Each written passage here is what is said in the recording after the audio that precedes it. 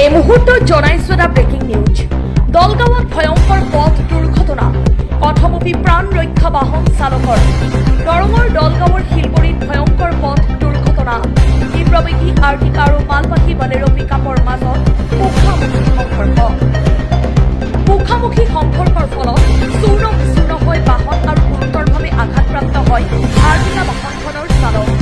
দুৰ্ঘটনাক কেন্দ্ৰ কৰি সৃষ্টি হয় উত্তপ্ত পৰিস্থিতি। দলগাঁও শিলবৰী আৰক্ষীৰ দল ঘটনাস্থলীত উপস্থিত হৈ পৰিস্থিতি নিয়ন্ত্ৰণ কৰে আৰু আহত চালকক চিকিৎসালয়লৈ প্ৰেৰণ কৰে।